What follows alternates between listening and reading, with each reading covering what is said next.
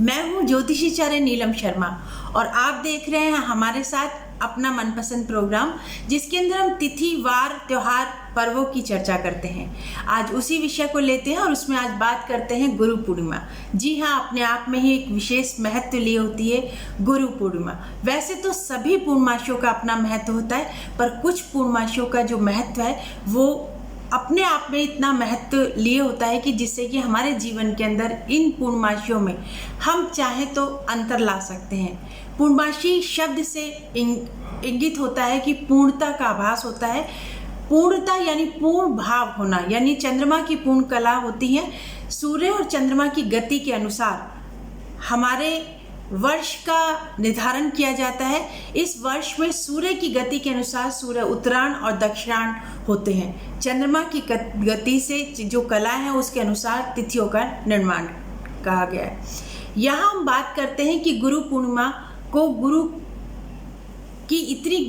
की इतनी महत्ता क्यों है। जी हाँ, आषाढ़ी अमावस्या पर का दिन होता है, जो कि उस दिन से सूर्य की जो परिक्रमा है वो दक्षिणायन होना शुरू हो जाती है। यानी जो 14 जनवरी से सूर्य ने उत्तरायण आए और वो आषाढ़ी अमावस्या जब आती है, और अगर हम अंग्रेजी कैलेंडर की बात करें तो 21 जून के दिन वो सबसे बड़ा दिन होता है, और उस दिन से हमारी जो है सूर्य की परिक्रमा दक्षिणायन शुरू होती है।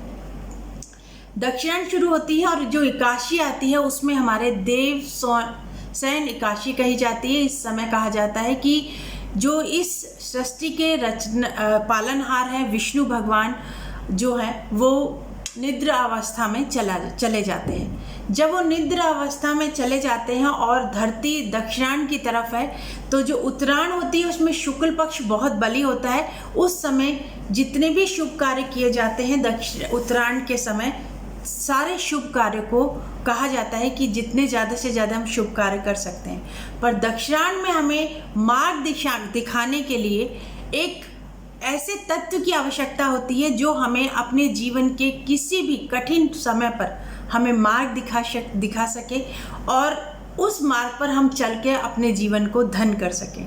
तो उसी के हेतु हमारे ऋषियों ने ये कहा कि जो हमारे महाभारत के रचयिता कहे गए हैं महर्षि वेद व्यास, जिनका जन्म भी आषाढ़ी पूर्णमासी पे हुआ, और इन्हीं के सम्मान में इस पूर्णमासी को व्यास पूर्णमासी भी कही जाती है।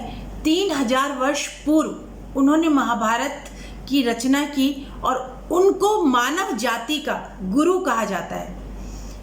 वेदव्यास ऋषि को मानव जाति का गुरु कहा गया। कहीं पर भी अगर किसी मार्गदर्शन की आवश्यकता होती है तो आपके अगर गुरु नहीं भी हैं तो आप महर्षि वेदव्यास का ध्यान कर और उनको अपने भाव समर्पित कर सकते हैं। पर जिन भी व्यक्ति ने अपने गुरु बना रखे हैं वो इस दिन अपने गुरु की आराधना अवश्य करें, गुरु का सम्मान करें, क्योंकि इस जीवन को पार लगाने के लिए एक तत्व की आवश्यकता होती है जिसे हम गुरु के नाम से जानते हैं। और गुरु पूर्णमासी उसी भाव को प्रकट करने का एक बहुत ही सुंदर माध्यम है, जिसके माध्यम से हम अपने गुरु को स्मरण कर सकते हैं, गुरु के समर्पित जो भाव है उसको प्रदर्शित कर सकते हैं। क्योंकि पूर्णमासी यानी पूर्णता का तत्व लिए हुए हैं, और गुरु पूर्णमासी यानी गुरु को अगर हम स्मरण करते हैं और किसी भी फील्ड में अगर हम हैं, चाहे हम अध्यात्म की फील्ड में हैं, चाहे हम किसी भी प्रोफेशन में किसी को अपना गुरु बनाते हैं, या हम शिक्षा ग्रहण करते हैं और घर के अंदर अपनी माँ को भी वो स्थान दिया जाता है कि प्रथम गुरु किसी भी बालक की उसकी माता ही होती है।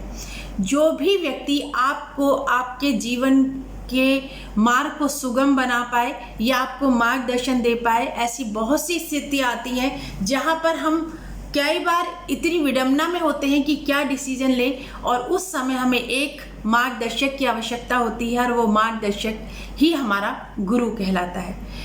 वो किसी भी फील्ड में आप हो, आपको आवश्यकता होती है, तो आप अपने गुरु के लिए भाव प्रदर्शित करने के लिए गुरु पूर्णमासी एक बहुत ही उत्तम अवसर है। इसका लाभ आप सभी उठा सकते हैं। अपने गुरुओं के लिए आप सम्मान रखिए और उनके बताए हुए मार्गों पर अगर आप चलते हैं तो निश्चित ही आप अपने मंजिल पर अवश्य पहुंच पाएंगे।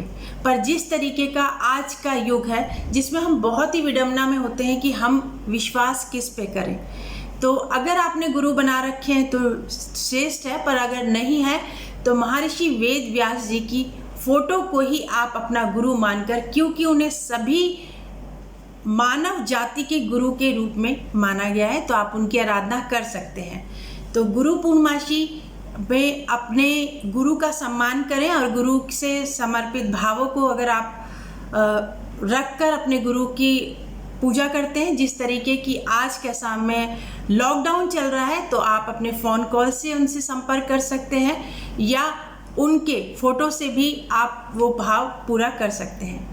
जिस तरीके से संस्कृत के अंदर एक श्लोक आता है, गुरुर्ब्रह्मा गुरुर्विष्णु